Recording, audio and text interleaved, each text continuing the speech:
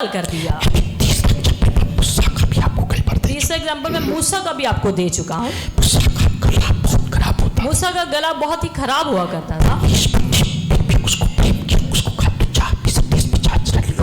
परमेश्वर ने फिर भी उससे प्रेम किया और उसको कहा जो तू जा मिस्र में जा, मेरे इजराइली लोगों को आजाद करवा के लेकर आ।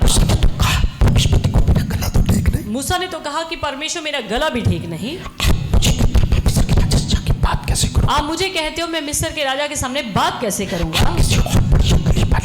आप किसी और बढ़िया गले वाले को भेज दीजिए। परमेश्वर ने कहा नहीं, मेरे पास बढ़िया आवाज वाले लोग तो बहुत हैं, हट्टे कट्टे लोग तो बहुत हैं, जिनको देखकर मिस्र का राजा डर भी जाएगा, जिनकी आवाज सुनकर ही मिस्र का राजा डर भी जाएगा। पर मुझे एक प्रॉब्लम है, तेरे दिल जैसा कोई नहीं। तेरे दिल के साथ मेरा दिल लग गया। जाना तुझे ही होगा मूसा। हालेलुया।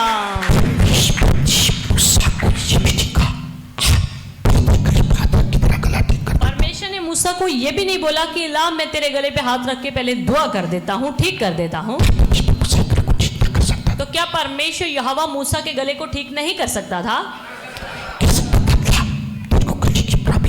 सो कह सकता था कि लिया तेरे गले की प्रॉब्लम है ना, पहले मैं तेरा गला ठीक कर देता, फिर तू जाना। ये तो नहीं परमेश्वर ने कहा। परमेश्वर ने कहा जिस हालत में तू है उसी हालत में तुझे मिस्र में जाना पड़ेगा। मैं तेरे भाई हारून को तेरे साथ भेजूंगा, वो तेरी बातों को तर्जमा करेगा, पर तुझे ही जाना होगा।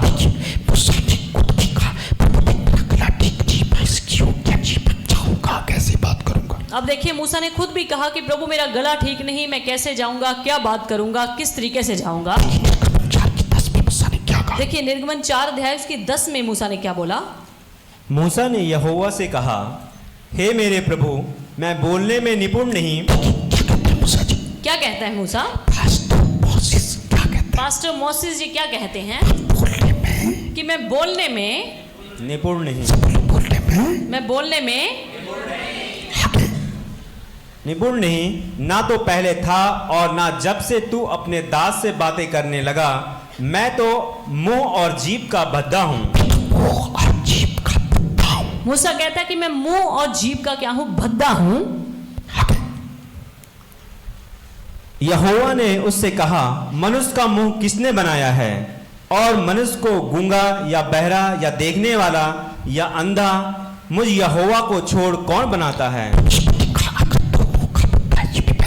परमेश्वर ने कहा अगर तू मुंह का भद्दा है तो ये भी मैंने बनाया है, तुझे जाना हो।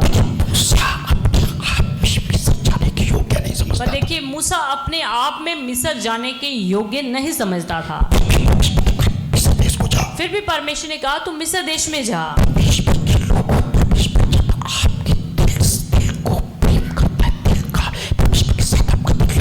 परमेश्वर के लोगों, जब आपके दिल से परमेश्वर का दिल लग जाता है, यानी कि आपका दिल, आपका हृदय, आपका जीवन परमेश्वर को पसंद आ जाता है, जब आप परमेश्वर की नजरों में उसको पसंद आ जाते हो, आप उसकी नजरों में योग्य जीवन जीते हो, तो फिर ना परमेश्वर का कलर देखेगा कि वो कैसा है, ना आपका रंग रूप, ना आपका गला देखेगा कि वो कैसा है। तो पिछले हफ्ते मुल्लापुर में एक सेमिनार था, उसमें प्रचार करने के लिए बुलाया गया। मुझे प्रचार करने के लिए बुलाया गया।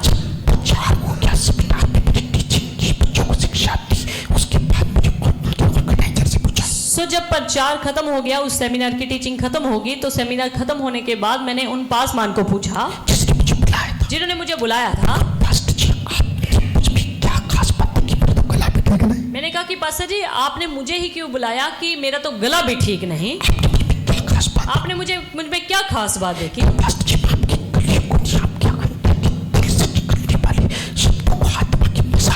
कह रहे पास्टर जी मैं आपके गले को नहीं, आपके अंदर से निकलने वाले आत्मा के शब्दों को मैंने देखा। Hallelujah, hallelujah, hallelujah.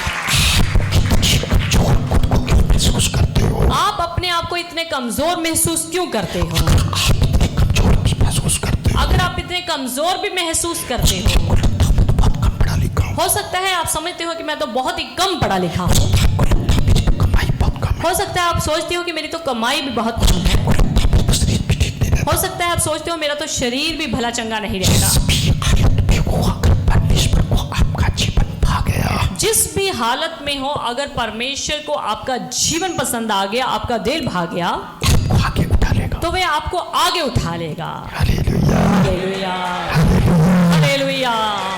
मूसा को परमेश्वर ने कहा लोग तो मेरे पास बहुत है, सो परमेश्वर ने मूसा को कहा कि लोग तो मेरे पास बहुत हैं, मैं किसी को भी भेज सकता हूँ, मैं किसी को भी भेज सकता हूँ, लेकिन तेरे दिल से मेरा दिल लग गया, पर तेरे दिल से मेरा दिल लग जिस गया। प्रकार का जीवन जीता है, तो जिस प्रकार का जीवन जीता है, प्रकार की सोच रखता जिस है, प्रकार की सोच रखता है, प्रकार के विचार रखता जिस प्रकार के विचार रखता है, है, वो मुझे पसंद आ गया। वो मुझे पसंद आ गए।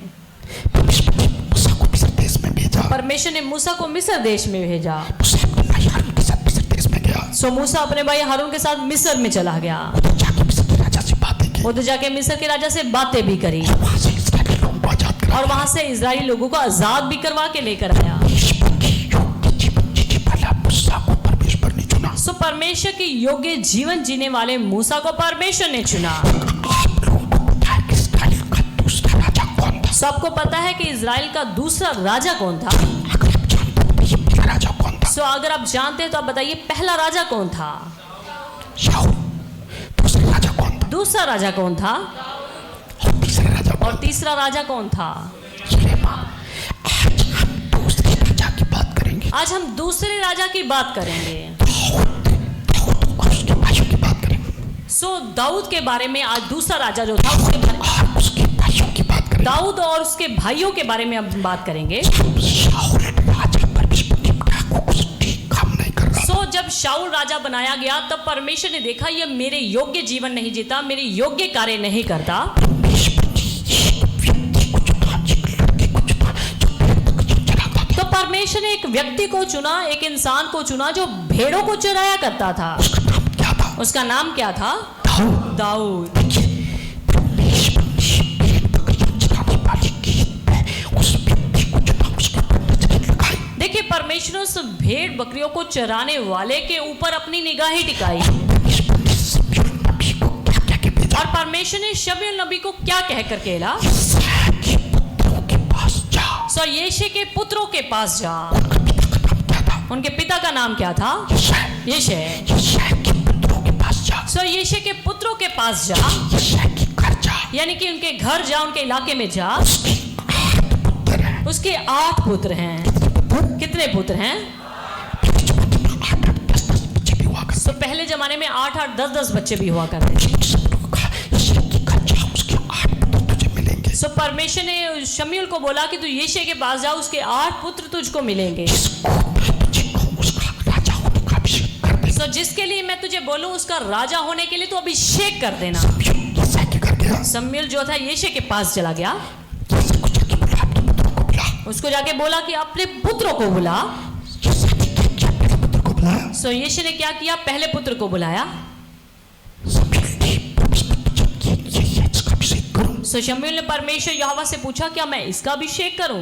शमूएल देखने लगे, ये बड़ा खूबसूरत लड़का है। सो शमूएल ने देखा कि ये तो बहुत खूबसूरत लड़का है। परमेश्वर ने कहा, नहीं, परमेश्वर ने कहा नहीं, इसके ढील ढोल पर तो नजर मत लगा। इसके ढील ढोल पर तू नजर मत लगा। परमेश्वर बाहरी खूबसूरती को देखकर चुनता नहीं। परमेश्वर बाहरली खूबसूरती को देखकर किसी को भी चुनता नहीं।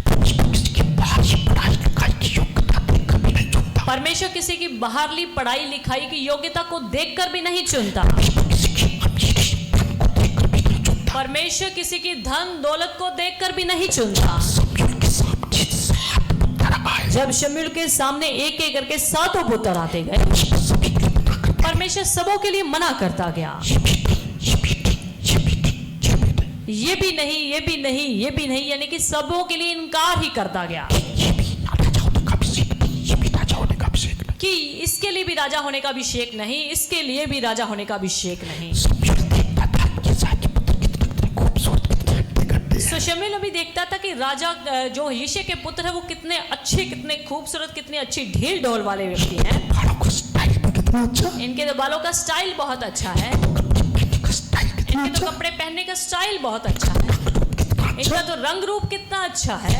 इस पर जी पता शमूएल को क्या कहा? पर परमेश्वर ने शमूएल को पता क्या बोला? पहला शमूएल 16:7 से 13। पढ़ लीजिए पहला शमूएल 16 अध्याय उसकी 7 आयत से लेकर 13 आयत तक। परंतु यहोवा ने शमूएल से कहा, ना तो उसके रूप पर दृष्टि कर, ना उसके कद की ऊंचाई पर, क्योंकि मैंने उसे अयोग्य जाना है। परमेश्वर ने शमूएल को कहा, तू यिशै के साथ पुत्रों की कद-काठ की तरफ दृष्टि मत कर। परमेश्वर ने शमूएल को बोला कि तू यिशै के इन पुत्रों की ढील डोल पर, उनके रंग रूप पर दृष्टि ना कर, उनके रूप पर दृष्टि ना कर। उनके रूप पर, उनकी सुंदरता के ऊपर दृष्टि ना कर। पुत्रों का कद-काठ ऊंचाई अच्छा लग सकता है, उनके 7 पुत्रों की कद काठ ऊंचाई तुझे बहुत अच्छा लग सकता है, बड़ा खूबसूरत लग उनका रंग रूप तुझे बहुत सुंदर लग सकता है। कितनी खास बात कही। पर परमेश्वर ने कितनी खास बात कही, उसे अयोग्य जाना क्योंकि मैंने उसे अयोग्य जाना है। है। क्या जाना है? मतलब अयोग्य का मतलब काबिल नहीं। कि मेरे काबिल नहीं। उसे क्या जाना है? मैंने इन्हें क्या जाना है? उन्हें क्या जाना है? मैंने उसे क्या जाना है? अयोग्य जाना है। का देखना मनुष्य का सा नहीं। यहोवा का देखना इंसानों जैसा नहीं। मनुष्य तो बाहर का रूप देखता है, यहोवा की दृष्टि परंतु यहोवा की दृष्टि लड़की बहुत खूबसूरती से रिश्ता कर लो। सो मनुष्य तो बाहरला रूप देखता है कि लड़की ये बहुत खूबसूरत है, बस इससे ही रिश्ता कर लो। बड़ा खूबसूरती से रिश्ता कर लो। लड़का बड़ा खूबसूरत है, बस इससे रिश्ता कर लो। ड्यूटी करता है, इससे रिश्ता कर लड़का बड़ा अच्छी ड्यूटी करने वाला है, बस इससे ही रिश्ता कर लो। लड़की से रिश्ता कर दो। लड़की बड़ी अच्छी पढ़ी लिखी है, इससे रिश्ता कर लो। अपना बिजनेस है, अपनी गाड़ी है, इससे रिश्ता कर दो। लड़की के परिवार का अपना बिजनेस, अपना कारोबार है, बस इससे ही रिश्ता कर लो। बाहर का रूप देखता है, देखा है कि इंसान तो बाहरला रूप देखता है, परमेश्वर की दृष्टि किस पे रहती पर परमेश्वर की दृष्टि किसके ऊपर रहती है? मन पर लगी रहती है। है? हालेलुया। हालेलुया।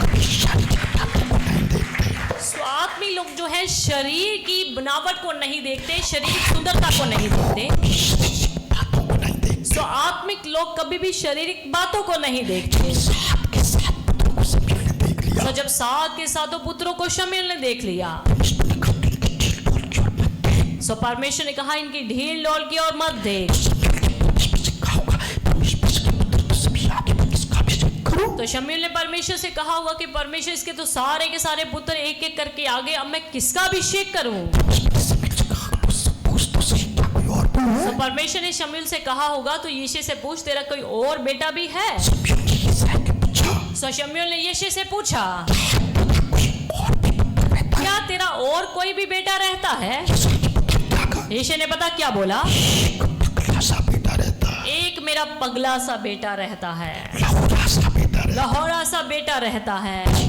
आगे पीछे साथ है, चलिए आगे। क्योंकि यहोवा का देखना मनुष्य का सा नहीं। मनुष्य तो बाहर का रूप देखता है, पर चुका, ये सब हो चुका। 8 आयत से पढ़े। तब यिशै ने अबीनादब को बुलाकर शमूएल के सामने भेजा और उसने कहा, यहोवा ने इसको भी नहीं चुना। फिर यिशै ने शम्मा को सामने भेजा और उसने कहा, यहोवा ने इसको भी नहीं चुना। इस प्रकार यिशै ने अपने 7 पुत्रों को शमूएल के सामने भेजा और शमूएल यिशै से कहता गया, यहोवा ने इन्हें नहीं चुना।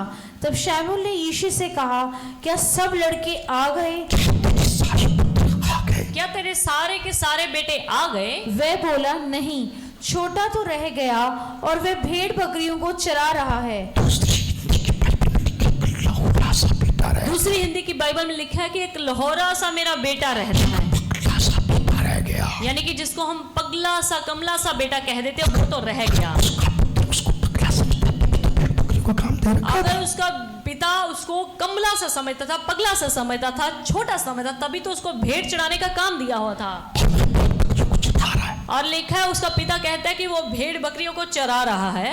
शमूएल ने यिशै से कहा, उसे बुलवा भेज। सबको कहा, उसको भी बुला। शमूएल हाँ भेज, उसको भी तू बुला ले। पगला सा लौड़ा सा बेटा उसको भी तो जिसको तू पगला सा कह रहा है उसको भी बुलवा ले, क्योंकि जब तक वह यहाँ ना आए तब तक हम खाने को ना बैठेंगे। तब वह उसे बुलाकर भीतर ले आया। उसके तो लाली झलकती थी और उसकी आंखें सुंदर और उसका रूप सुडौल था।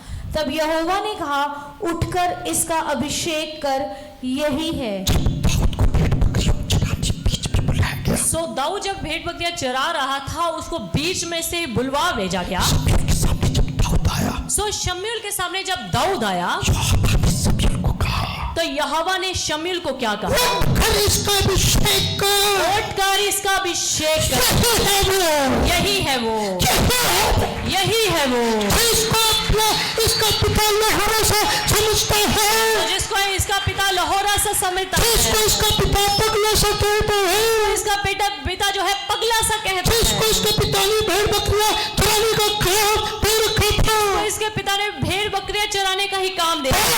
उसके भाई इसका पिता इससे नफरत करते थे, बेशक उसका पिता उसके भाई उसको छोटा काम देते थे, नफरत करते थे। उसके पिता ने इसको अयोग्य समझ रखा था, बेशक उसके पिता ने उसको अयोग्य समझ रखा। मेरी नजरों में ये क्या है? पर मेरी नजरों में ये क्या है?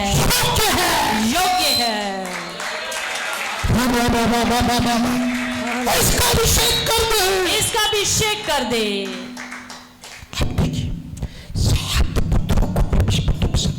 देखिए 7 के 7 पुत्रों को परमेश्वर ने पसंद नहीं किया। क्यों नहीं किया? वो भी तो खूबसूरत थे। क्यों नहीं किया? क्योंकि खूबसूरती जो है परमेश्वर की नजरों में योग्यता को नहीं दर्शाती। परमेश्वर किसी की खूबसूरती को देखकर उसे अपने योग्य नहीं समझता, और परमेश्वर किसी की पढ़ाई लिखाई को देखकर भी अपने योग्य नहीं समझता।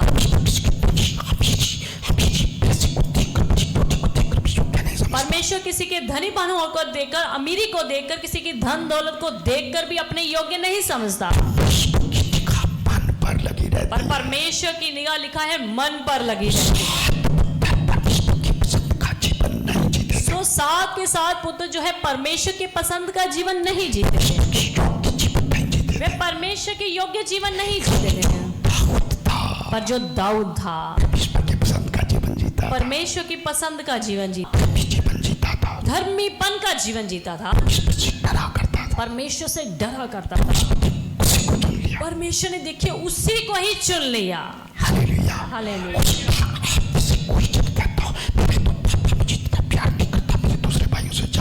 देखिए हो सकता है कोई बच्चे या कोई जवान या कोई छोटे बच्चे समझते हो कि मेरे माता पिता तो मुझसे तो इतना प्रेम नहीं करते, मेरे बड़े भाई बहन से या मेरे छोटे भाई बहन से बहुत ज्यादा प्रेम करते हैं।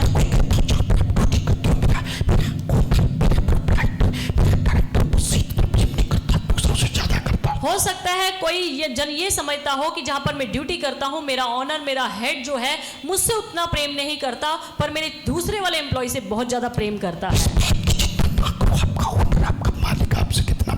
इस बात की चिंता मत कीजिए कि आपका ऑनर, आपका मालिक आपसे कितना को प्रेम रखता है। यह भी चिंता मत कीजिए कि आप अपने मालिक की नजरों में योग्य हो या नहीं हो। बस परमेश्वर की नजरों में योग्य बनने की कोशिश करो। दाऊद को उसका पिता और उसके भाई अयोग्य जानते थे, परमेश्वर ने उसको योग्य समझा, पर परमेश्वर ने उसको अपने योग्य समझा, उसको इस्राएल देश का राजा होने का अभिषेक, और उसको इस्राएल का राजा होने के लिए उसका अभिषेक कर दिया। हालेलुया। हालेलुया।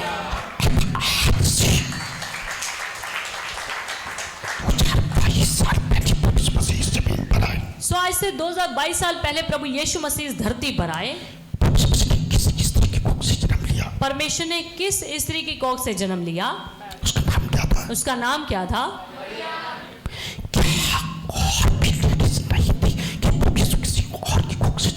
क्या और भी कोई उस समय लेडीज नहीं थी कि परमेश्वर उसकी कोख से जन्म लेता? और भी तो औरतें थी,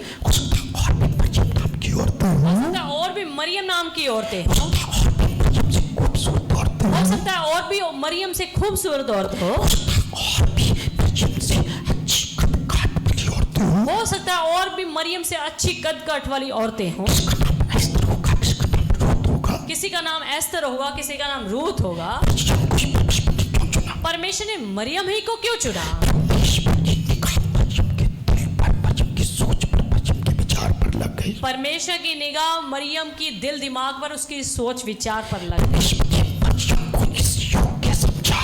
परमेश्वर ने मरियम को इस योग्य समझा अगर मैं कुमारी मरियम की कोख से यीशु को जन्म देकर भेजता हूँ, कि अगर मैं कुंवारी मरियम की कोख से यीशु को जन्म देकर भेजता हूँ, मरियम ये ऐसी है जो 9 महीने बच्चे को पेट में लेकर लोग बातें भी करेंगे, ताने भी मारेंगे, फिर भी ये सहन कर लेगी। सो ये मरियम ही ऐसी औरत है जिसकी कोख में 9 महीने मेरा पुत्र यीशु रहेगा और ये लोगों की ताने बातें भी सुन लेगी और लोगों की बातों को भी कबूल कर लेगी। परमेश्वर तो हमारे भविष्य को सब कुछ जानता है। परमेश्वर तो हमारे भविष्य के बारे में सब कुछ जानता है, परमेश्वर ने मरियम को योग्य समझा। इसलिए परमेश्वर ने उस समय की औरतों में से मरियम को ही योग्य समझा। मरियम को योग्य समझा, उसके द्वारा उसको गर्भवती किया पवित्र आत्मा के द्वारा। सो मरियम को ही परमेश्वर ने इस बड़े कार्य के लिए चुना, उसको पवित्र आत्मा के जरिए जो है गर्भवती किया उसके द्वारा प्रभु यीशु का जन्म किया। और उसके द्वारा ही प्रभु यीशु मसीह का जन्म हुआ। शमौन पतरस के बारे में लूका में लिखा है। अब शमौन पतरस के बारे में लूका की किताब में लिखा है, शमौन पतरस किस्ती से उतरकर झाड़ को धो रहा था। जब शमौन पतरस किस्ती से उतर के जाल को धो रहे थे प्रभु यीशु मसीह वहां पहुंचे। तो प्रभु यीशु मसीह वहां पर पहुंचे। यीशु मसीह शमौन पतरस की किस्ती पर चढ़ गए। प्रभु यीशु मसीह शमौन पतरस की किश्ती पर चढ़ गए।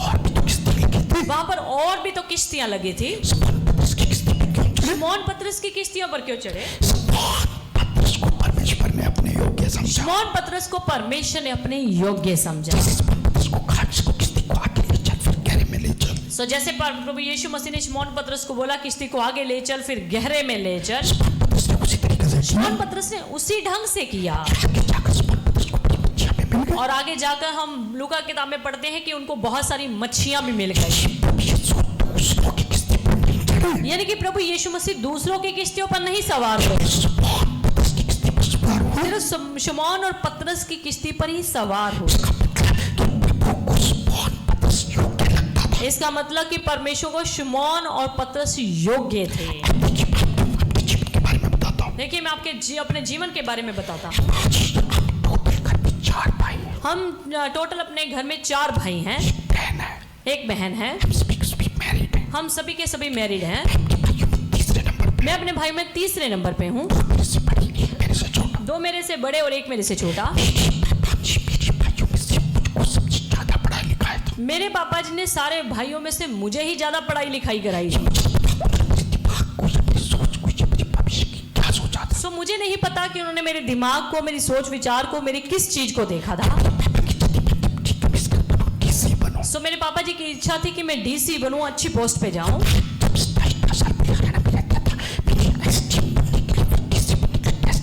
सो मैंने जब मैं हरियाणा स्टेट में रहा करता था, डीसी बनने के लिए, एसडीएम बनने के लिए मैंने जो मेरा टेस्ट था वो मैंने पास भी कर लिया था।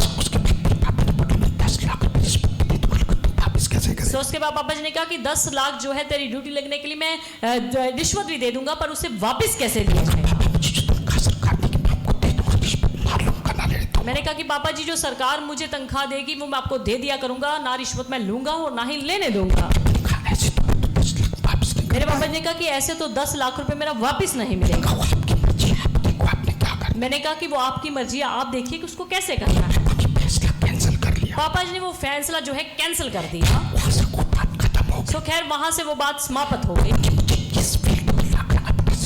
सो प्रभु ने मुझे इस फील्ड में लाकर अपना सेवक बनाना था। सो प्रभु ने मुझे अपने 4 भाइयों में से अपनी सेवा के लिए मुझे ही चुना, जबकि मेरे बहुत दूसरे 3 भाई भी बहुत अच्छे स्वभाव के हैं, पर मुझे ही क्यों चुना?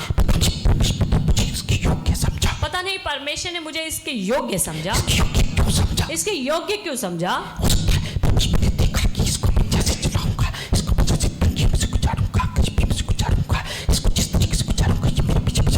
हो सकता है परमेश्वर ने सोचा हो जिस तरीके से मैं चलाना चाहता हूँ, तंगी में से, गरीबी में से, हर परिस्थिति में से यही जो है निकल पाएगा।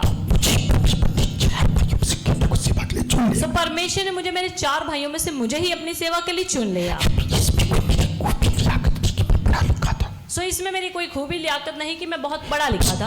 उसकी कृपा थी, उसमें थोड़ा साफ सुथरा सच्चाई का जीवन जीता था। सो मैं परमेश्वर के समझ लो योग्य था कि मैं थोड़ा सच्चाई का जीवन जीता था, परमेश्वर ने मुझे योग्य समझा, और परमेश्वर ने मुझे योग्य समझा। उसने मुझे अपनी सेवा के लिए चुना। उसने मुझे अपनी सेवा के लिए चुन लिया।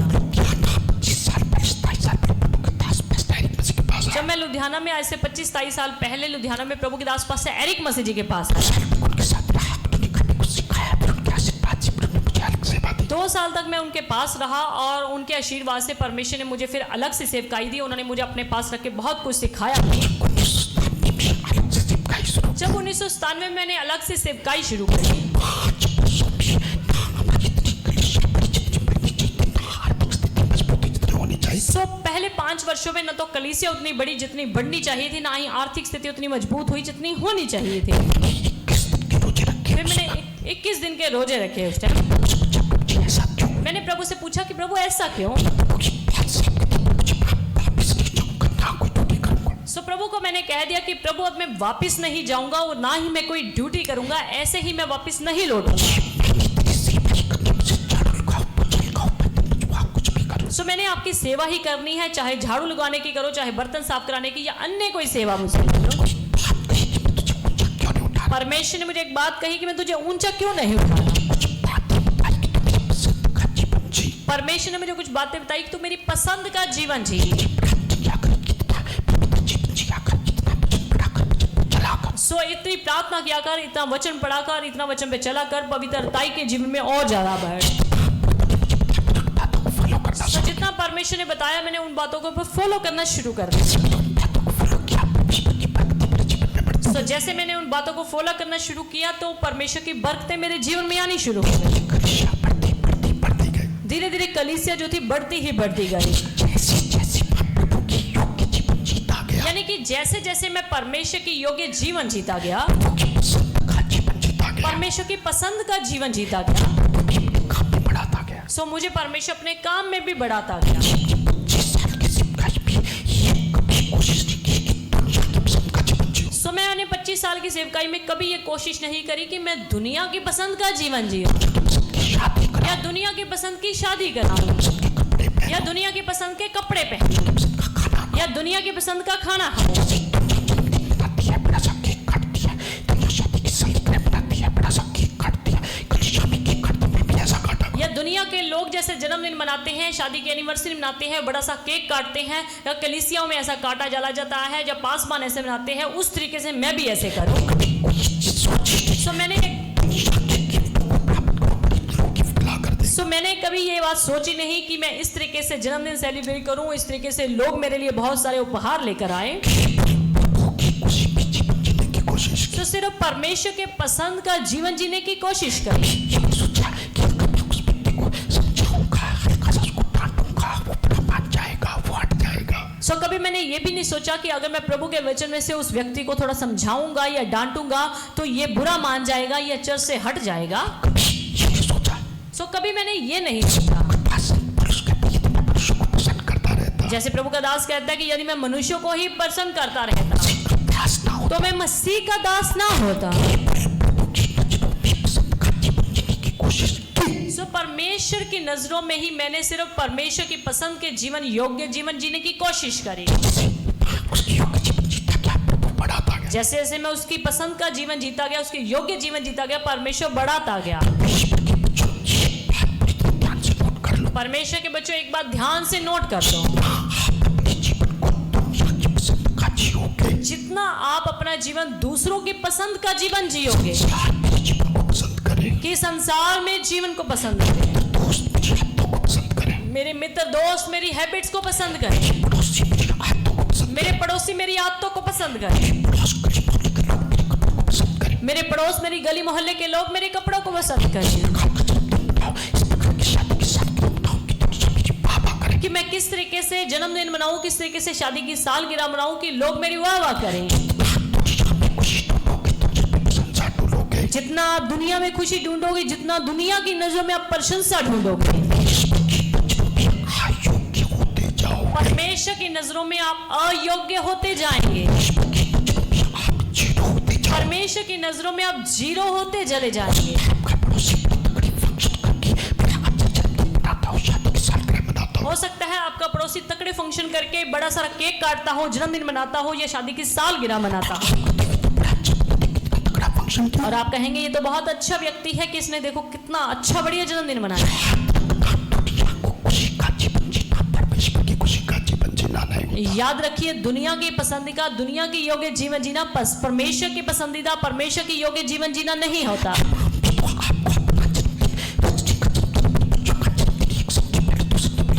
तो हम भी तो अपने जन्मदिन के बारे में आपको 1 संडे 2 संडे पहले बता सकते हैं ना। हम भी तो अपनी शादी की सालगिरह आपको पहले बता सकते हैं, इतना बड़ा केक काटने के लिए बोल सकते हैं।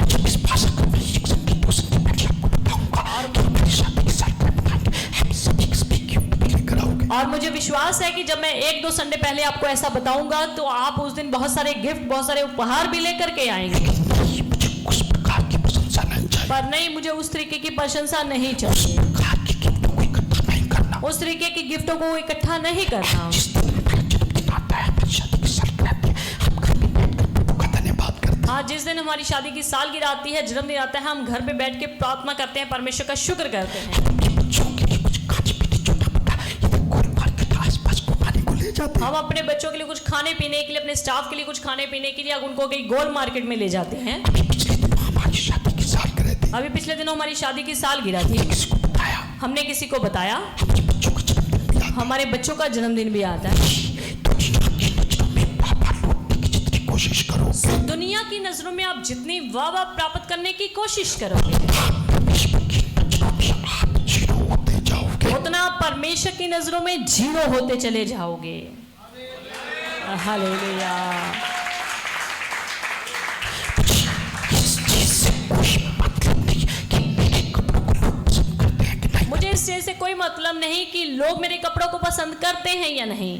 मुझे किस चीज से भी कोई मतलब नहीं लोग मेरे बालों के स्टाइल को पसंद करते हैं कि नहीं, मुझे इस चीज से मतलब ही नहीं कि लोग मेरे बालों के स्टाइल को पसंद करते हैं या नहीं। मुझे केवल एक चीज से मतलब है, मेरे कपड़ों को, मेरे खाने पीने को, मेरे बालों को, मेरी आदतों को मेरा परमेश्वर पसंद करता है। तो मुझे एक चीज से मतलब है कि मेरे बालों को, मेरे कपड़ों को, मेरे जीवन जीने के स्टाइल को परमेश्वर पसंद करता है या नहीं। Hallelujah, hallelujah. सो इसको कहा जाता है, इसको बोला जाता है परमेश्वर की नजरों में पसंदीदा, परमेश्वर की नजरों में योग्य जीवन। अब पढ़ लीजिए मत्ती 10 अध्याय उसकी 11 से लेकर 14 आयत तक। आपको मेरी भाषा समझ में आ रही है? सबको भी समझ आ रहा है? पीछे वालों को, किसी को मुश्किल तो नहीं लग रहा?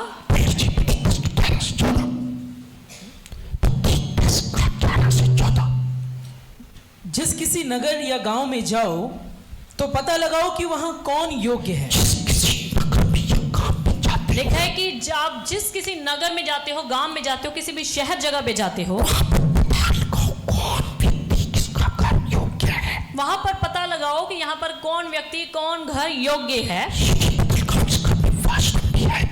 ये ना पता लगाओ कि इस घर में अच्छा वॉशरूम भी है या नहीं। कई लोग पहले ही पूछा करते हैं कि अच्छा वॉशरूम भी मिलेगा वहां पर। ये भी ना पता लगाओ कि वहां पर किचन बढ़िया है या नहीं। केवल ये पूछो कि वहां पर कौन योग्य है, किस प्रकार के योग्य, कौन लोग परमेश्वर का डर मानते हैं। सो किसके परमेश्वर के डर में, किसके घर में जो है खुदावंत के डर में कमाई आती है, किसके घरों में प्रार्थनाएं होती हैं, किसके घरों में वचन पढ़ा जाता है, किसके घर में पवित्रताई रहती है। ये पता लगाओ कि वहां पर कौन योग्य है। और जब तक वहां से न निकलो उसी के यहाँ रहो और घर में प्रवेश करते हुए उसको आशीष देना, और यदि उसके घर के लोग योग्य होंगे तो तुम्हारा कल्याण उन तक पहुंचेगा।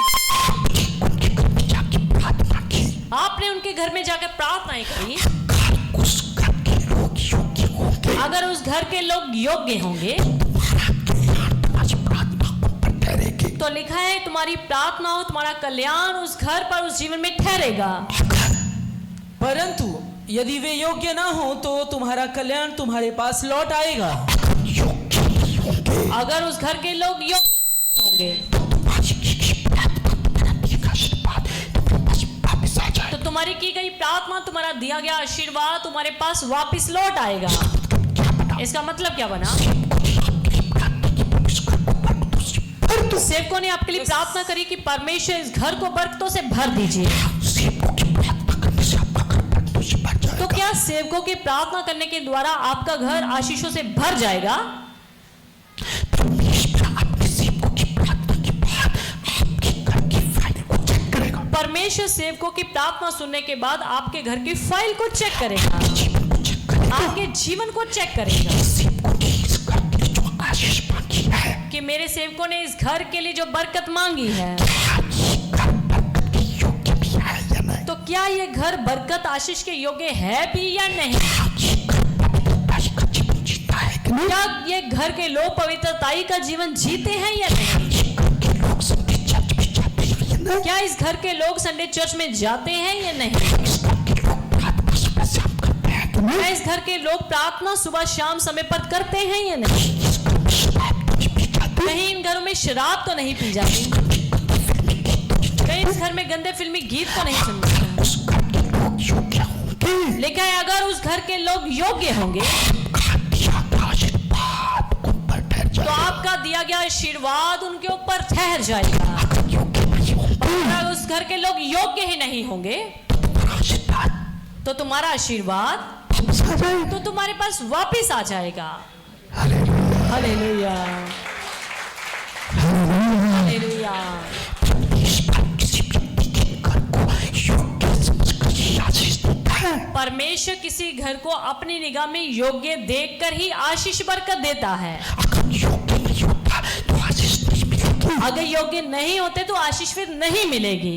अगर योग्य होंगे सेवकों ने जो कुछ आपके लिए मांगा वो आ जाएगा। अगर सेवकों ने, अगर आप योग्य होंगे, सेवकों ने जो कुछ आपके लिए दुआएं मांगी, अगर आप योग्य होंगे तो आशीष आपके ऊपर आ जाएगी। जब किसी परिवार में गया, कई साल पहले मैं जम्मू किसी परिवार में गया। मीटिंग के बाद परिवार में ले गए। मीटिंग के बाद एक परिवार में गए। उस परिवार में बहुत गरीबी थी, बहुत गरीब परिवार। उस परिवार में बहुत ही गरीबी थी, बहुत ही गरीब परिवार का परिवार था। 1000 रुपये ऐसे दिया कि लोग घर में गुजारा कर ले। मैंने उनको 1000 रुपये वैसे ही दिया कि आप घर में गुजारा कर लीजिए। उनके लिए 1000 रुपये बहुत छोटी सी बात थी। यानी कि उनके लिए 1000 रुपये बड़ी छोटी सी बात थी। उनके लिए जब प्रार्थना किया, मैंने उनके लिए जब प्रार्थना करी, मेरे मुख से निकला प्रभु आपको 4 पहिए की गाड़ी जल्दी देगा। मैंने उनको बोला कि परमेश्वर आपको 4 पहिए वाली गाड़ी जल्दी देगा।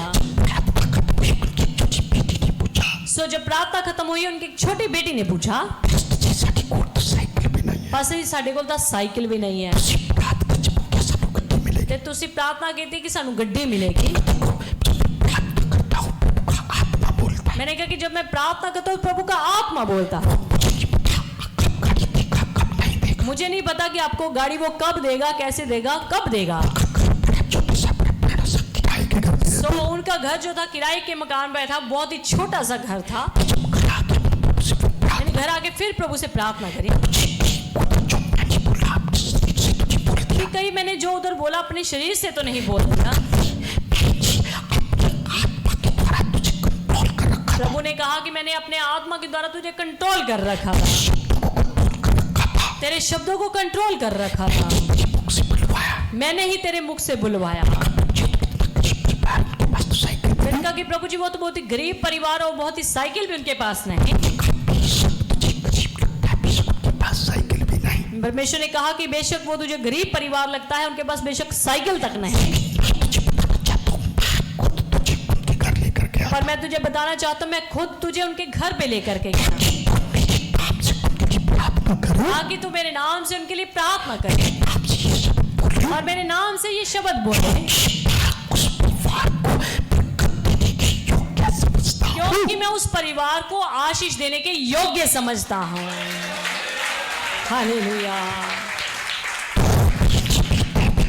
2 महीने अभी बीते भी नहीं थे, उनका उधर जम्मू से फोन आया, उनका उधर जम्मू से फोन आया, पास्टर जी आपको से मिठाई देना चाहता हूँ। पास्टर जी ਤੁਹਾਨੂੰ ਅਸੀਂ ਮਿਠਾਈ ਦੇਣ ਲਈ ਆਣਾ ਚਾਹੁੰਦੇ क्योंकि साइकिल खरीद लिया था, ਮੈਂ ਕਿਹਾ ਕੀ ਹੋ ਗਿਆ ਜੀ, ਸਾਈਕਲ ਲੈ ਲਿਆ ਜੀ, क्योंकि उनके पास तो साइकिल भी नहीं था। ਕਿਉਂਕਿ ਉਹਨਾਂ ਕੋਲ ਤਾਂ ਸਾਈਕਲ ਵੀ ਨਹੀਂ ਸੀ।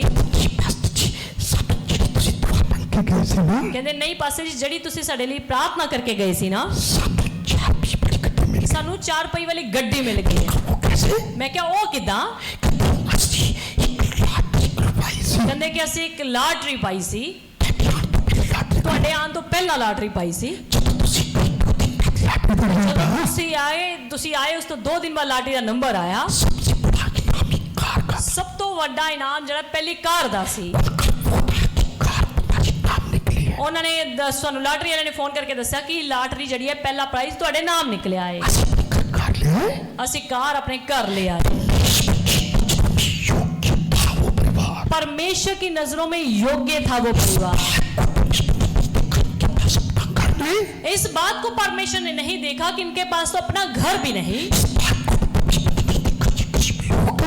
ये भी बात को परमेश्वर ने नहीं देखा कि इनके पास तो अपना घर नहीं तो बड़े गरीब लोग हैं परमेश्वर ने देखा ये गरीब तो है पर मेरी पसंदीदा जीवन जीते हैं मेरे धर्मी जीवन जीते हैं मेरे भय में होकर जीवन जीते हैं उस घर को कार दी इसलिए परमेश्वर ने उस घर को कार दी हालेलुया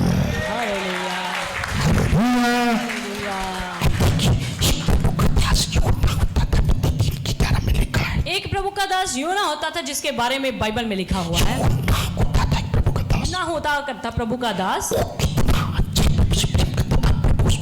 वो कितना प्रभु से प्रेम करता था प्रभु भी उससे कितना प्रेम करता था सो वो पर वो खुद कहता था कि प्रभु जी मैं तो इस योग्य पे नहीं जो काम तुझे मुझे दिया है परमेश्वर वो खुद कहता था कि मैं इस योग्य भी नहीं पर परमेश्वर ने उसको इस योग्य समझा पढ़ लीजिए मती 3 अध्याय उसकी 11 मैं तो पानी से तुम्हें मन फिराव का बपतिस्मा देता हूँ मैं तो पानी से तुम्हें मन फिराव का बपतिस्मा देता हूँ परंतु जो मेरे बाद आने वाला है वह मुझसे शक्तिशाली है मैं उसकी जूती उठाने के योग्य नहीं वह तुम्हें पवित्र आत्मा और आग से बपतिस्मा देगा यूहन्ना कहता था कि मेरे बाद प्रभु यीशु आने वाले हैं मैं तो उसकी जूती उठाने के योग्य भी नहीं मैं तो इतना कमजोर हूँ इतना निकम्मा हूँ मैं तो उसकी जूती उठा के परे रख दूं इस योग्य भी नहीं यूहन्ना बेशक अपने आप को इस योग्य नहीं समझता था पर परमेश्वर ने उसकी हलीमी नम्रता को देखकर उसको योग्य समझा तो अब यूहन्ना के बन तरह निम्र जीवन जियो कि परमेश्वर आपको इस योग्य भी समझे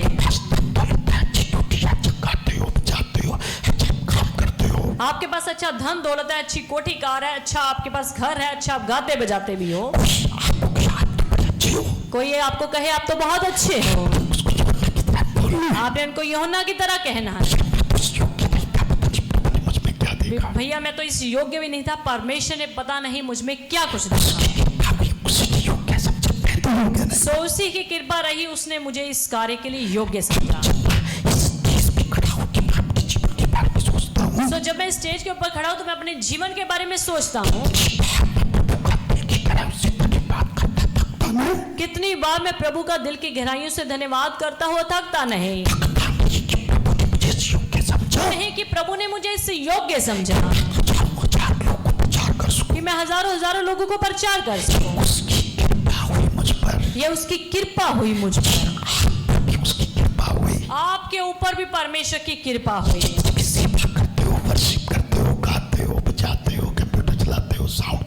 चाहे आप प्रभु के घर में प्रभु के नाम में जितने भी सेवा करते हो संगति में आते हो ये साउंड चलाते हो कंप्यूटर चलाते हो गाते हो बजाते हो साज बजाते हो दूर दूर साज बजाने के लिए परमेश्वर आपको लेकर जाता है ये उसी का अनुग्रह है आपने कहना मैं तो इस योग्य भी नहीं था बस उसी ने मुझे इस योग्य समझा हालेलुया हालेलुया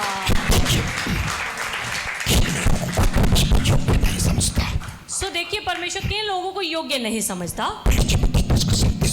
पढ़ लीजिए मत्ती 10 अध्याय उसकी 37 और 38 जो माता या पिता को मुझसे अधिक प्रिय जानता है वे मेरे योग्य नहीं और जो बेटा या बेटी को मुझसे अधिक प्रिय जानता है वे मेरे योग्य नहीं अपने माँ बाप से प्रेम करो, इसमें कोई बुरी बात नहीं। आदर करो, इसमें बुरी बात नहीं। माँ बाप का आदर करो, इसमें कोई बुरी बात नहीं। सेवा करो, इसमें बुरी बात माँ नहीं। बाप की सेवा करो, इसमें कोई बुरी बात नहीं। यीशु कहता है बुरी बात कब है? पर प्रभु जी कहते हैं कि बुरी बात कब है? कोई व्यक्ति अपने माता पिता को मुझसे ज्यादा आदर देता है, अगर कोई भी व्यक्ति मेरे अपने माता पिता को मुझसे अधिक आदर देता है, उसके महत्व है, समझो वो मेरे योग्य तो नहीं। समझ लो वो व्यक्ति मेरी योग्य नहीं। कोई अपने माता पिता को मुझसे ज्यादा प्यार करता अगर कोई मेरे से ज्यादा अपने माता पिता को प्रेम करता है, है, मुझे योग्य नहीं। वो मेरे योग्य नहीं। माँ बाप को प्रेम करो, आदर करो, सेवा करो, बहुत अच्छी बात। अपने माँ बाप का आदर करो, सेवा करो, बहुत अच्छी आपके लिए बात है। परमेश्वर को पहला स्थान दो। पर परमेश्वर को पहला दर्जा दो। जो कोई अपनी बेटी बेटी को मुझसे अधिक प्रिय जानता है, ये लिखा है जो बेटा या बेटी को मुझसे भी अधिक प्रिय जानता है, मेरे योग्य नहीं। वो भी इंसान मेरे योग्य नहीं। बेटी को प्रेम करो, गोदी में खिलाओ, अच्छी बात। अपने बच्चों से प्रेम करो, उनको गोदी में खिलाओ, बहुत अच्छी बात। उनको खिलौने खरीद कर दो, उनको हॉस्पिटल में जाके खाना खिलाओ, सब कुछ खिलाओ, उनको चॉकलेट खिलाओ, टॉफी खिलाओ, बहुत अच्छी बात। सो उनको प्रेम करो, उनकी जरूरत की जो चीजें हैं, खाना पीना जो भी जरूरत है, उनको खिलाओ पिलाओ, उनको गोदी में खिलाओ, उनको हर तरह से फैसिलिटीज दो। जो अपनी बेटी को परमेश्वर से भी ज्यादा प्रिय समझता है, पर जो अपने बच्चों को, अपने बेटे बेटी को मुझसे भी ज्यादा प्रिय जानता है, मुझे योग्य नहीं। हमेशा कहता है कि वो वन मेरे योग्य नहीं। अपने माँ बाप को प्रेम करो, अपने बच्चों को प्रेम करो, पर परमेश्वर से बढ़ करके नहीं। हालेलुया। हालेलुया। लूका 62 पढ़ लीजिए। एक लूका 9 अध्याय उसकी 62 भी पढ़ दीजिए। यीशु ने उनसे कहा, जो कोई अपना हाथ हल पर रखकर पीछे देखता है, वह परमेश्वर के राज्य के योग्य नहीं। कोई हाथ हल पर रखकर पीछे देखता है, जो कोई अपना हाथ हल पर रखकर पीछे को देखता है, योग्य नहीं। वो व्यक्ति परमेश्वर के राज्य के योग्य नहीं। इसका मतलब पता क्या बना?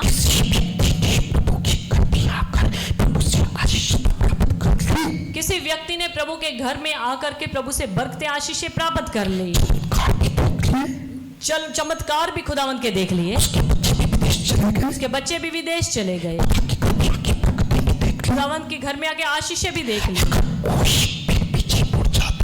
अगर कोई फिर भी पीछे मुड़ जाता है, तो बगर के डुबकी का बपतिस्मा भी ले लिया,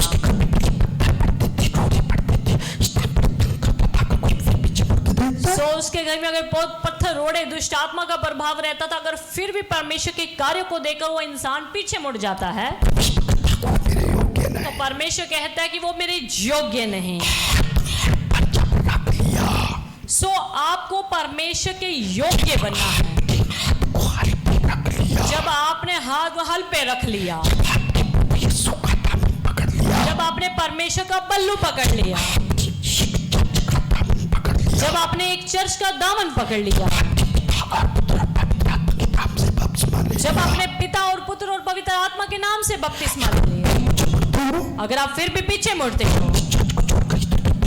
या फिर अपने चर्च को छोड़कर इधर उधर भागते हो, तो परमेश्वर कहता है कि वो जन मेरे योग्य नहीं। Hallelujah, hallelujah, hallelujah. देखिए संत पौलुस भी कहता है कि मैं इस योग्य नहीं। 2 कुरिन्थियों 3 अध्याय इसकी 5। ये नहीं कि हम अपने आप से इस योग्य ये नहीं कि हम अपने आप से इस योग्य हैं कि अपनी ओर से किसी बात का विचार कर सकें, पर हमारी योग्यता परमेश्वर की ओर से है। संत पौलुस कहते हैं कि ये नहीं कि हम अपने आप से ही किसी बात के योग्य हैं, बल्कि हमारी परमेश्वर उस परमेश्वर की योग्यता से। संत पौलुस कहता है कि मैं अपनी तरफ से कुछ बोल नहीं सकता, अपनी तरफ से कुछ काम नहीं कर सकता, अपनी तरफ से मैं कोई भविष्यवाणी नहीं कर सकता, अपनी तरफ से मैं किसी को चंगा नहीं कर सकता। वो कहते हैं कि मेरी पढ़ाई लिखाई कुछ भी नहीं, बेशक मेरी पढ़ाई लिखाई कुछ भी नहीं,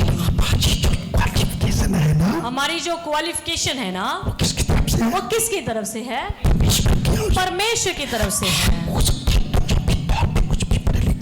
हो सकता है अब दुनियावी तौर पे कुछ भी पढ़े लिखे ना हो,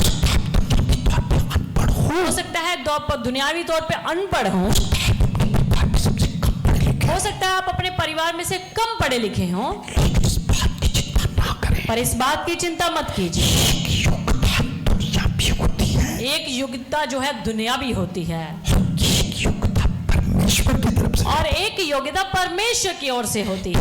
अभी योग्यता अगर कम भी है, दुनियावी योग्यता अगर आपकी कम भी है, उस बात की चिंता ना करो। उस बात की चिंता मत कीजिए। परमेश्वर की तरफ से योग्यता आपके पास कैसे है? परमेश्वर की तरफ से आपके पास योग्यता कैसी है? दुनियावी योग्यता तो मूसा के पास भी कुछ नहीं थी, दुनियावी योग्यता तो मूसा के पास भी कुछ नहीं थी, दुनियावी योग्यता तो दाऊद के पास भी कुछ नहीं थी, दुनियावी योग्यता तो दाऊद के पास भी कुछ नहीं थी। दुनियावी योग्यता तो मैंने आपको कितने लोगों के बारे में बताया, उनके पास भी कुछ नहीं दुनियावी योग्यता मैंने कितने लोगों के बारे में बताया, उनके पास भी कुछ नहीं थी, उनके पास परमेश्वर की योग्यता थी। पर उनके पास परमेश्वर की योग्यता थी।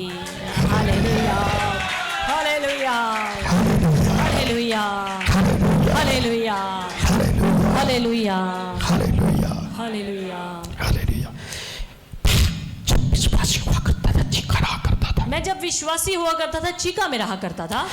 छोटी सी कलीसिया होती थी, मेरी पास्टर की छोटी सी कलीसिया होती थी। सो जहां पर मैं चर्च में जाया करता था, मेरे पासवान के पास छोटी सी कलीसिया हुआ करती थी। सुनना मैं क्या बताना ध्यान से सुनना, मैं क्या बताना चाहता हूँ। चाहता, कलीसिया के अंदर एक एसटीएम कोर्ट में व्यक्ति सर्विस करता था, बड़ा कोरा चिट्टा हड्डा कट्टा होता सो हमारी चर्च में एक ऐसा व्यक्ति आया करता था उस समय, जो अच्छी कोर्ट में सर्विस किया करता था, अच्छा हट्टा कट्टा अच्छे रंग रूप वाला था। उसकी पैदा भी अच्छी थी, उसकी पावर भी उस समय अच्छी थी, जानकारी भी अच्छी थी, उसकी जानकारी भी अच्छी थी। वो किसी योग्य भी था कि किसी का कोई भी काम करवा सकता। यानी कि उस समय वो इतना योग्य भी था कि वो किसी का भी चाहे कुछ भी काम करवा सकता था।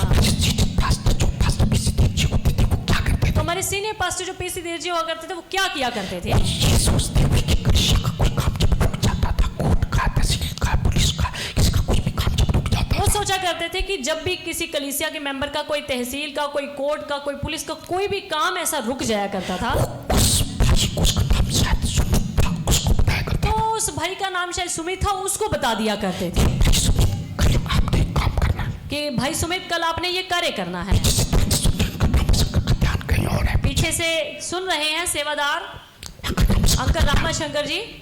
तो वो मुझे गुरुजी क्या कहते हैं, उस सुमित को बोलते, सुमित भाई कल आप ठीक काम करना। तो पास्टर पीसी देव जी उस समय चीका में हुआ करते थे। वो कहते थे कि भाई सुमित, आपने ये कल जाकर के ये स्पेशल ये व्यक्ति का काम करना है। उस व्यक्ति सुमित की आदत क्या होती, उस व्यक्ति सुमित की आदत क्या होती थी? विश्वासी भी था, बपतिस्मा भी ले रखा था, उससे कुछ ठीक चलता था, वो विश्वासी भी था, बपतिस्मा भी लिया हुआ था, अच्छी रीति से कलीसिया में चलता था। उसकी आदत होती थी, वो टाल मटोल कर देता था, पर उसकी एक आदत होती थी, वो काम को सुन करके टाल मटोल कर दिया करता था। बस जी मेरी तबीयत ठीक नहीं, कभी वो कह देता कि पास्टर जी मेरी तबीयत ठीक नहीं, कहते बस जी मेरा मूड ठीक नहीं, कभी कहते कि पास्टर जी मेरा मूड ठीक नहीं, काम नहीं कर सकता, मैं ये काम नहीं कर सकता, कहते बस जी मेरे पास टाइम नहीं, कभी कहता कि पास्टर जी मेरे पास समय नहीं, इस टाइम बहुत कम है काम करने के लिए, मेरे पास टाइम बहुत कम है मैं ये काम करने के लिए। वो की दास जो उसको काम बोलते थे, यानी कि प्रभु के दास उसको जो कुछ भी काम बोलते थे, 100 में से 2 काम बड़ी मुश्किल से करता था, वो 100 में से 2 काम बड़ी मुश्किल से किया करता था।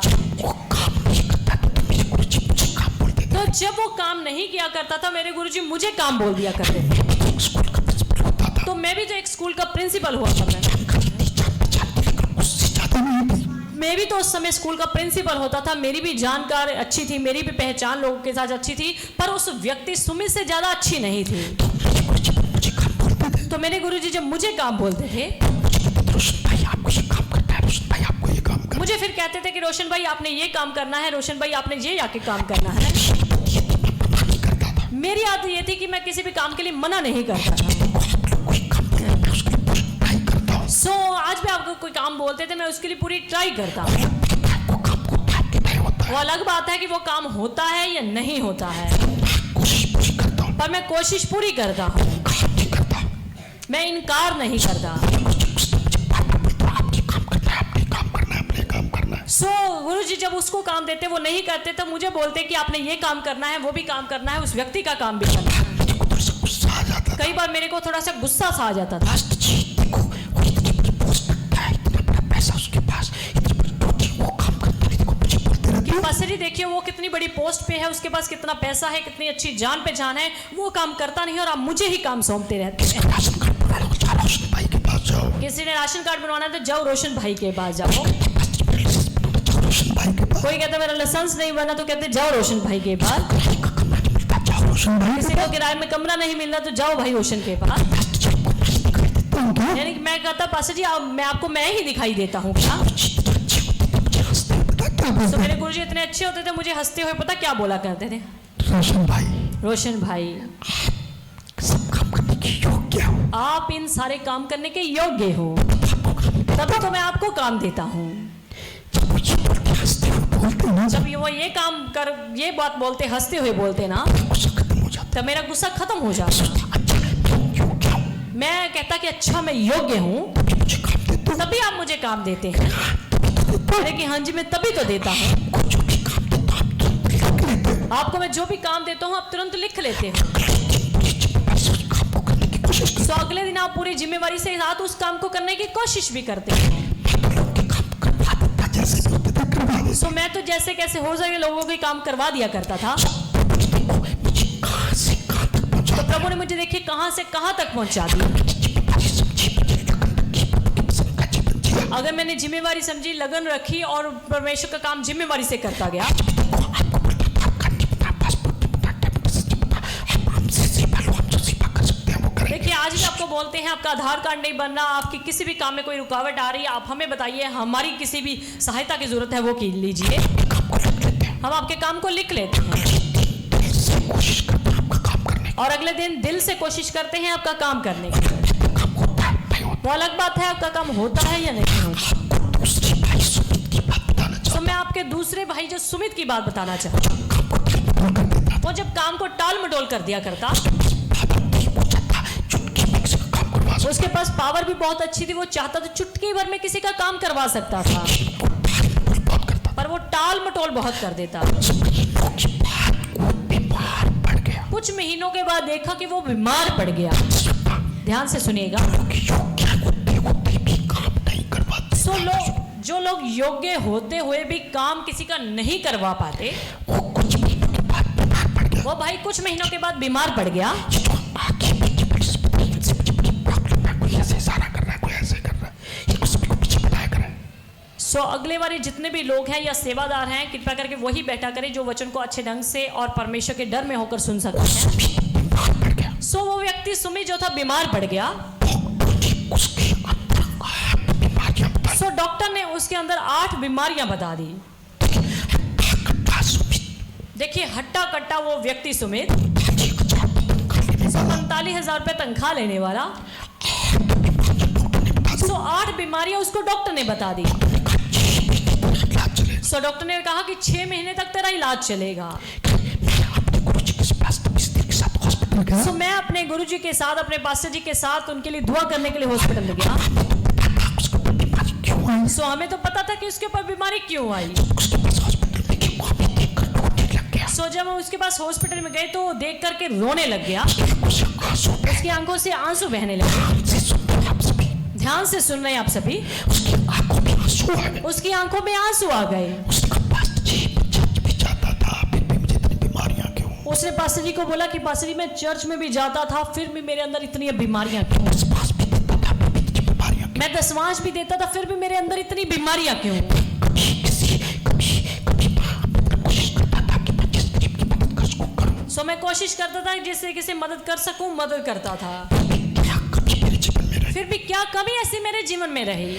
मैंने उसको पता था कमी हमें पता है क्या कमी रही। देख मैंने कहा कि कमी हमें पता है कि क्या कमी है। तेरे को बोला आप बता दो क्या मैंने पास्टर जी को बोला कि पास्टर जी आप बता दीजिए, ये बच जाएगा, तेरे पास ये मर जाएगा। ये बच जाएगा, अपनी बीमारियों से टल जाएगा। बस तो किसी देखने का अगर उसको बता सके तो ये सुनकर घबरा जाएगा, ये वैसे मर जाएगा। सो पास्टर जी ने बोला कि अगर इसको बता देंगे कि तो वैसे ही सुनकर घबरा जाएगा और वैसे ही मर जाएगा। कोई बात सच्चाई बता दो। मैंने कहा कि कोई बात नहीं, जो सच्चाई है वो इसको बता दीजिए। आसपास तो किसी देखने को बताना सो प्रभु के दास पास्टर पीसी देव जी ने उनको बताना शुरू कर दिया कमी पूछा, तेरी कमी बताते हैं। कि तूने पूछा कमी क्या है, मैं तुझको कमी बताता हूँ।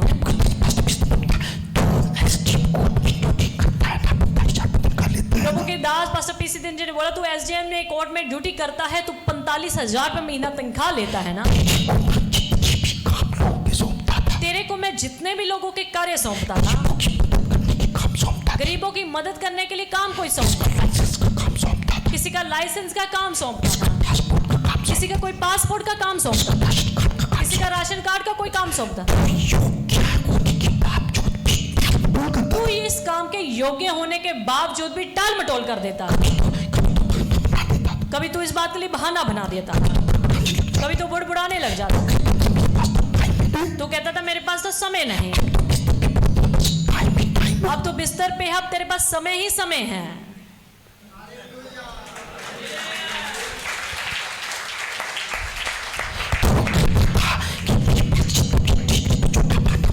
तू कहता था कि पास्टर जी मेरी तबीयत ठीक नहीं, तू झूठा बहाना बना दिया करता था, जबकि तेरी तबीयत उस समय ठीक होती थी। तू झूठ बोल देता था, टाल मटोल कर देता, मेरी तबीयत ठीक नहीं। तू जो झूठ बोला करता था, परमेश्वर ने उसको सच कर दिया। तू कहता था मेरी तबीयत ठीक नहीं, तो परमेश्वर ने तेरी तबीयत को ही खराब कर दिया। आप अपने मुख से जो कुछ भी बोलोगे वही आपके लिए हो जाएगा। अगर आप कहेंगे मैं किसी की मदद कर ही नहीं सकता, तो परमेश्वर आपको उसी गाय बना देगा कि आप किसी की मदद कर ही ना सको। तो उसको ये सारी बातें जब बताई तो उसकी आंखों से बांसु बहते। मैंने कहा कि परमेश्वर ने तुझे योग्य तो बनाया था कि तू किसी की मदद कर सके, कि तू किसी की काम आ सके। परमेश्वर ने तेरे को इतनी बड़ी ड्यूटी दी तो कैसे दी? ताकि तू किसी की मदद कर सके, ताकि तू किसी के काम आ सके। पर तूने परमेश्वर की दी गई पावर को गलत समझा। परमेश्वर ने तुझे जो योग्यता दी थी, तूने उसका गलत प्रयोग किया।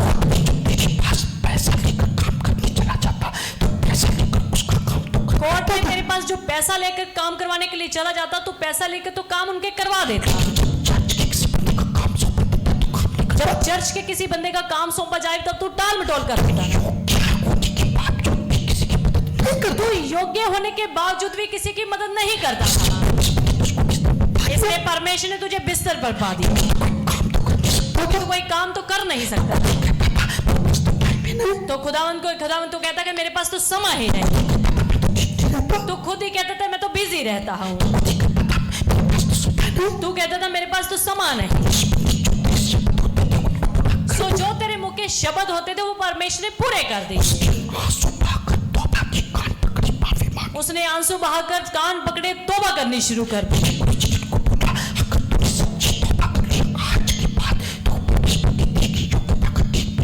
गुरुजी ने बोला कि अगर तू सच्चे हृदय से तौबा कर रहा हो और तेरे को परमेश्वर ने जिस कार्य के लिए योग्य बनाया है, अगर तू उस योग्यता के मुताबिक दूसरों के काम किया करेगा, तू 10 दिनों के अंदर अंदर ठीक हो जाएगा। डॉक्टर ने तुझे बोला है 6 महीने तुझे दवाई खानी पड़ेगी, 10 दिनों के अंदर ही तू ठीक होगा।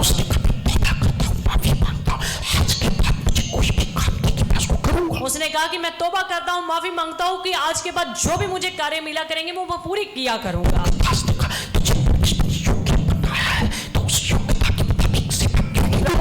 प्रभु के दास ने कहा अगर परमेश्वर तुझे योग्य बनाया है तो उस योग्यता के मुताबिक तू कार्य भी किया कर। जब उसने तौबा करी उसके बाद उसने वैसे ही काम करने शुरू किए उस योग्य ठीक प्रभु के दास के कहे के मुताबिक वो 10 दिन के बाद बिल्कुल हट्टा कट्टा हो गया। परमेश्वर ने आपको गाड़ी दी किस लिए दी? सिर्फ अपने लिए दी क्या?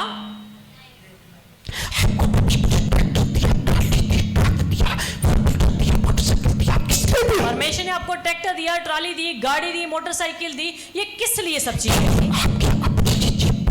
क्या सिर्फ आपके अपने लिए या अपनी ही जेबों को भरने के लिए? हो सकता है परमेश्वर ने आपको इसलिए बढ़िया घर दिया हो कि आप उसके काम आए। पर अगर आप सिर्फ उनसे अपनी ही जेबों को भरा करेंगे, अपने ही काम में उन चीजों को लाया करेंगे, अगर आप उसको सिर्फ जेब भरने का वसीला ही बनाया करोगे, परमेश्वर जिस चीज को योग्य बनाता है उसको एक दिन अयोग्य भी बना सकता है। हालेलुया। अगर परमेश्वर ने आपको सुंदर गला दिया है, हो सकता है इसलिए दिया है कि आप उसकी महिमा के गीत गाया करें। अगर आप फिल्मी गीत गाओगे, फिल्मी गीत गुनगुनाया करोगे तो आप फिर मारे जाओगे। परमेश्वर ने आपको पैसा दिया कि आप उसकी सेवा को बढ़ाओ, किसी गरीबों के काम आओ।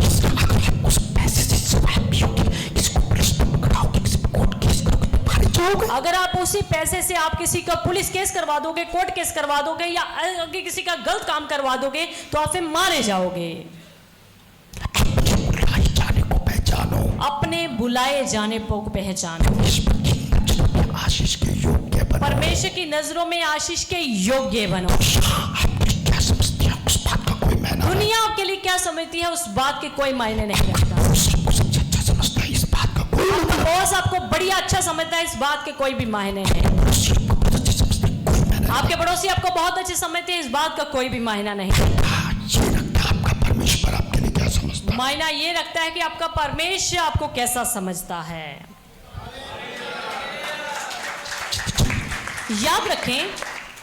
याद रखें आप दुनिया की नजरों में चाहे कितने भी योग्य क्यों ना हो, ये कोई मायने नहीं रखता। मायने तो ये रखता है कि आप जीवित परमेश्वर की नजरों में कैसे हो। अगर आप परमेश्वर की नजरों में आशीष के योग्य ना पाए हुए तो आप चाहे जितनी मर्जी पढ़ाई लिखाई कर लें, जितना मर्जी आप सेवकों के ले हैंड प्रेयर करवा लो, जितना मर्जी आप संडे चर्च बदलो, जितने मर्जी आप बपतिस्मे बदलो, जितने मर्जी आप यरूशलेम के चक्कर लगा लो, जितने मर्जी आप गले में क्रॉस पहनकर चलो, जितने मर्जी आप सफेद कपड़े पहनकर चलो, जितने मर्जी आप लंगर लगा लो, जितने मर्जी आप चर्च में झाड़ू पोछा लगा लो, आपको परमेश्वर से कुछ नहीं मिलेगा।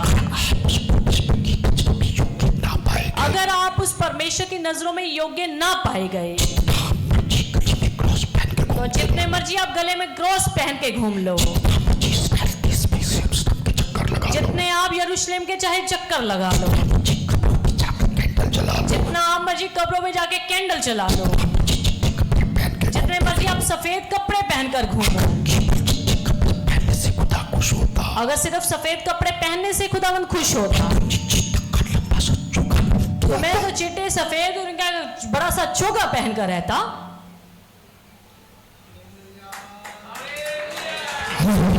हालेलुया। अगर परमेश्वर आपके गले के क्रॉस पहनने से ही खुश होता तो मैं तो 1 किलो का लंबा सा लकड़ी का क्रॉस पहन लेता। अगर आप उसकी नजरों में योग्य ना पाए गए तो जितने मर्जी आप लंगर लगा लो,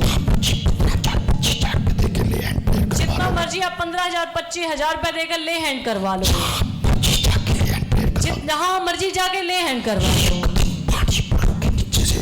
एक दिन पानी जो है पुलों के नीचे से जाएगा। एक दिन गया हो को वापिस अपने स्थानों पर आना पड़ेगा। उसकी नजरों में अगर आप योग्य ना पाए गए तो एक दिन आपको फिर कुछ नहीं मिलने वाला। परमेश्वर के बच्चों, दुनिया की नजरों में योग्य बनने से बेहतर परमेश्वर की नजरों में योग्य बनने की कोशिश किया करो। इस बात की कोशिश ना किया। दुनिया आपकी वाह करे इस बात की कोशिश मत किया करो। आपकी वाह करे ये कोशिश किया। परमेश्वर आपकी वाह करे ये कोशिश किया करो।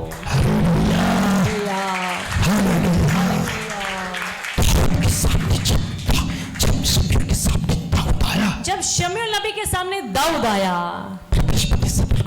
तो परमेश्वर ने शमूएल को क्या कहा? यही है वो, इसी को मसा कर दे, यही है वो।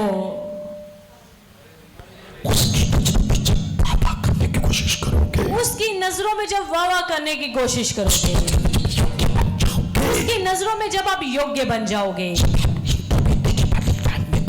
जब आप इंटरव्यू देने वाली लाइन में खड़ोगे ना, जब आपका नंबर आएगा, परमेश्वर इंटरव्यू लेने वालों से ही कहेगा यही है वो जिसकी आपने सिलेक्शन करनी है, यही है वो। हालेलुया, हालेलुया, यही है वो, इसकी सिलेक्शन करो, इसकी सिलेक्शन करनी है, उसको कहने दीजिए, उसको कहने दीजिए। किसकी अप्रोच की जरूरत नहीं पड़ेगी, किसी की आपको अप्रोच की फिर जरूरत नहीं पड़ेगी। आपकी तरफ से खड़ा हो जाएगा, जब परमेश्वर खुद आपकी तरफ से खड़ा हो जाएगा, अप्रोच की जरूरत नहीं फिर किसी की अप्रोच की जरूरत नहीं पड़ेगी। जब तक परमेश्वर के साथ आपका रिलेशन सही नहीं होगा, तब तक आपकी दुआएं रुकी रहेंगी, आपकी सेवा का प्रतिफल रुका रहेगा, आपका जीवन जो है तरक्की करने से रुका रहेगा। जैसे आप परमेश्वर की नजरों में योग्य बनते जाओगे, वैसा परमेश्वर आपको इस्तेमाल भी करता जाएगा। हो सकता है आप अपनी नजरों में विदेश जाने के योग्य हो सकता है आप अपनी नजरों में किसी संस्था के हेड बनने के योग्य हो, लेकिन जरा सोचिए, क्या आप परमेश्वर की नजरों में भी हेड बनने के योग्य हो?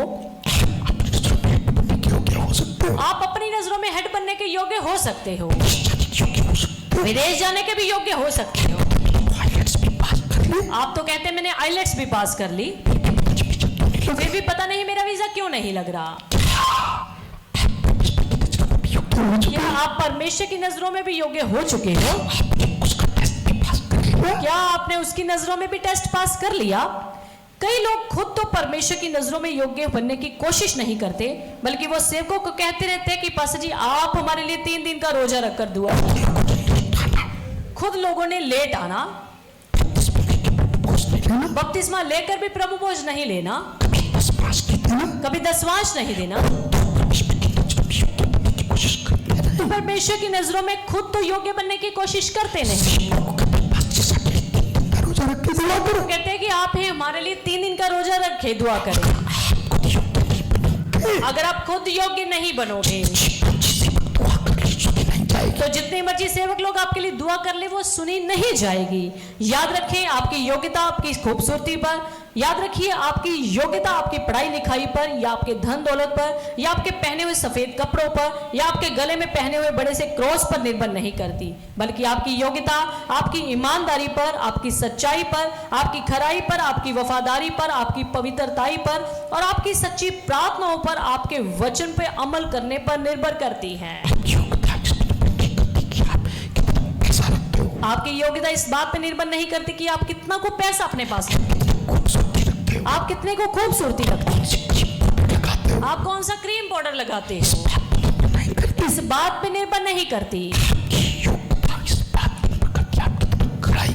आपकी योग्यता इस बात पे निर्भर करती है आप कितना को खराई वाला जीवन जीते और कितना को सच्चाई वाला जीवन जीते, कितने को ईमानदारी वाला जीवन जीते, कितने को वफादारी वाला जीवन जीते, कितने को पवित्रताई वाला जीवन रखते हो।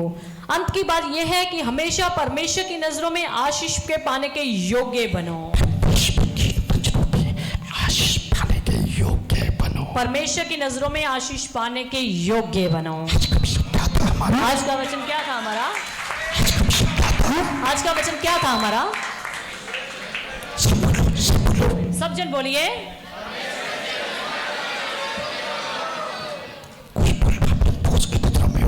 कोई कहता है अपनी बॉस की नजरों में योग्य बन जाओ, काम चल जाएगा। किसकी नजरों में योग्य बनो? यही टॉपिक था ना आज का। अभी प्रचार में कभी भी मिक्स खिचड़ी पकाने की कोशिश नहीं करते, एक ही टॉपिक लेते हैं उसी के ऊपर प्रचार करते हैं। परमेश्वर की नजरों में आशीष के योग्य बनो। ये फोटो आप जानते हैं किसकी फोटो है? किसकी फोटो है? Hallelujah, hallelujah. परमेश्वर की नजरों में आशीष के योग्य बनो। खड़े हो जाओ अपनी जगह पर, खड़े हो जाए अपनी जगह पर।